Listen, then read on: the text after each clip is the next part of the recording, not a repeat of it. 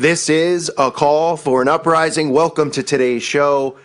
As I recently discussed, talking about Snapchat and how these elites are obviously revealing themselves. They're revealing things that once they would never reveal, such as Bohemian Grove and Skull and Bones and the Bilderberg Group.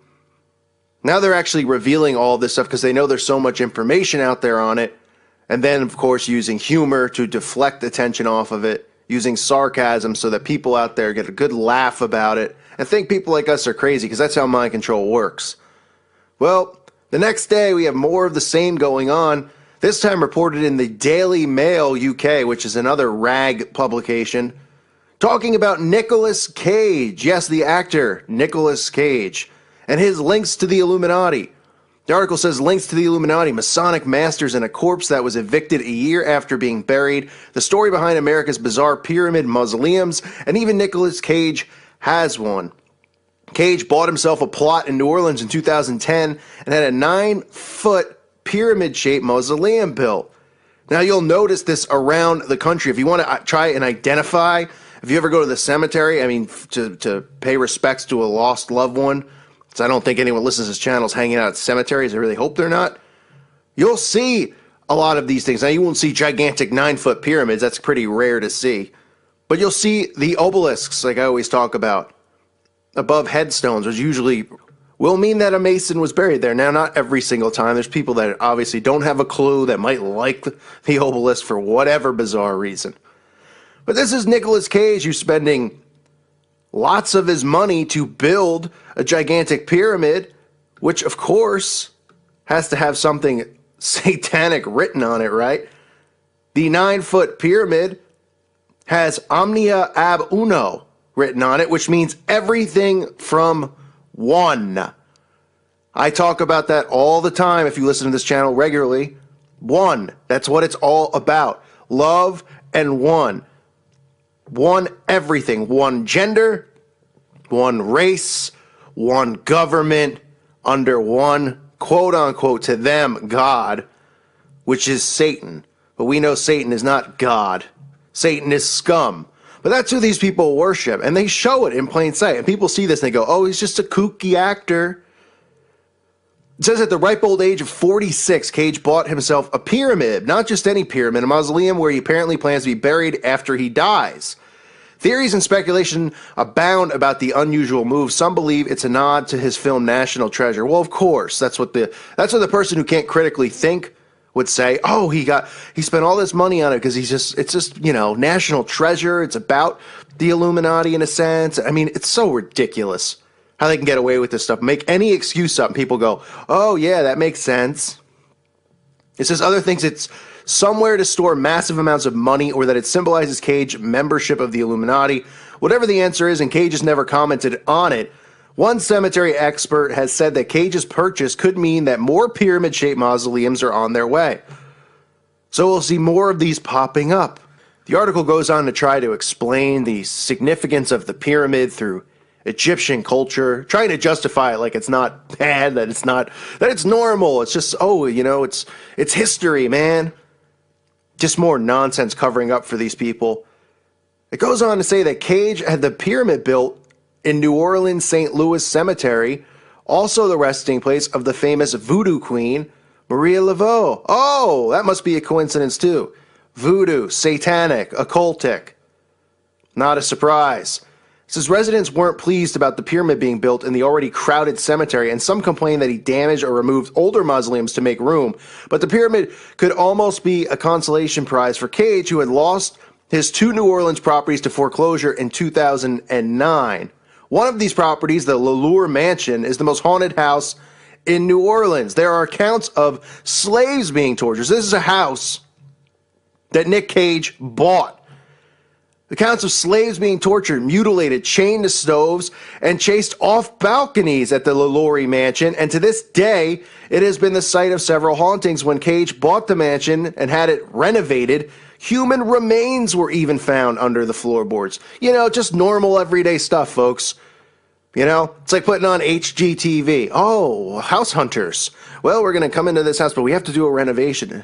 Everything going okay with the renovation? Well, we had something come up. We found some human bodies under the floorboard, but no big deal. We're going to have it taken care of. It's going to cost a couple extra thousand.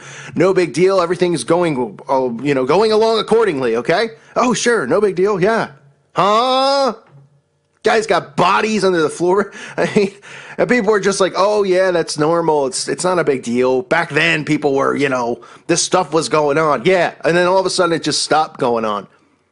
Of course it's still going on. These people are sick. They really are. Cage later told Event Magazine in 2014 he bought the mansion to help him write a horror novel. But by 2009, it was foreclosed on, and the novel was left unfinished. Oh, so Cage was going to write a horror novel. He's a writer now as well. Following the foreclosure, Cage decided to buy a different kind of New Orleans real estate.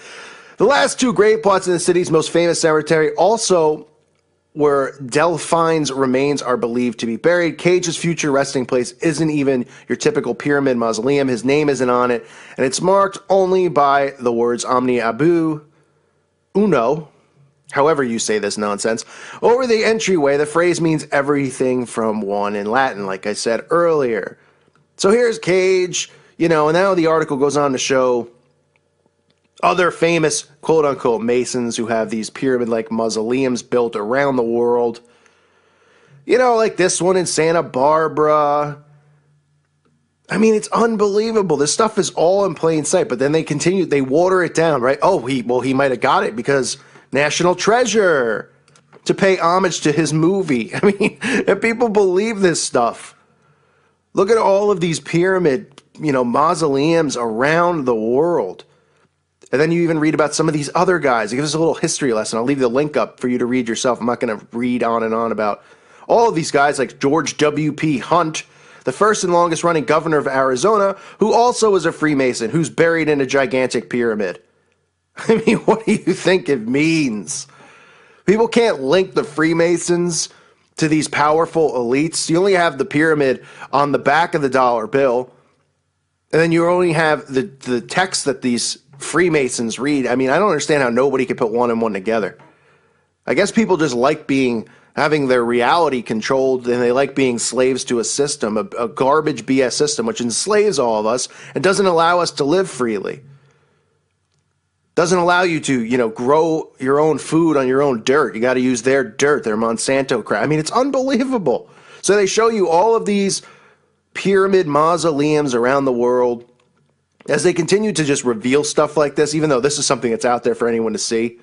But they use a little bit of humor with it, and then they try to use history to link it and say, hey, but, this has been going on since ancient Egypt. It's not a big deal, this and that. But they're using the word, mentioning Freemasons a lot, which is interesting because they never used to even think about mentioning Freemasons. But the Masons, obviously, these people have a pulse on what's going on out there. They see all these videos on YouTube. All these websites keep popping up.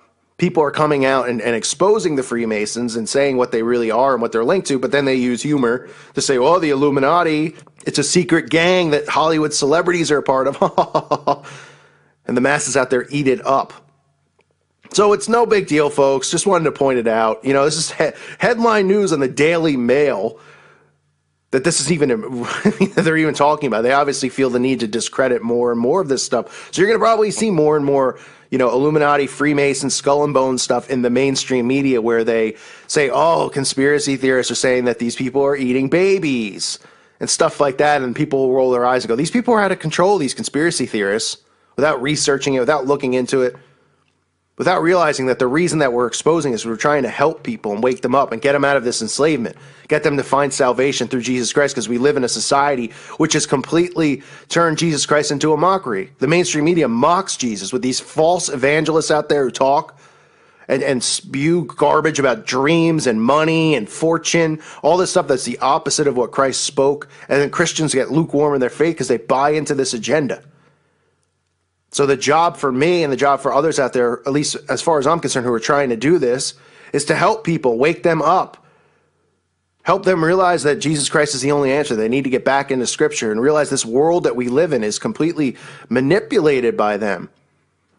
And it leaves us as slaves, and then people end up worshiping them. People, they don't even realize they're worshiping these false idols. They don't realize they're chasing quote-unquote dreams, which is meaningless. Is, chasing a dream is the same as storing up treasure on earth. It's pointless. It's meaningless. People are like, no, but I really just want to sing. All right, then sing in your house. If you love to sing so much. That's the excuse people always say. Well, I want to be a musician so much. And I get messages like that all the time. People say, you can't, you're killing my dream. I can't be famous now without joining the cult. Or I can't be a singer because I love to sing. Well, sing. Go sing. Go sing up up the street. Go sing at your church. Go sing wherever. Sing in your shower.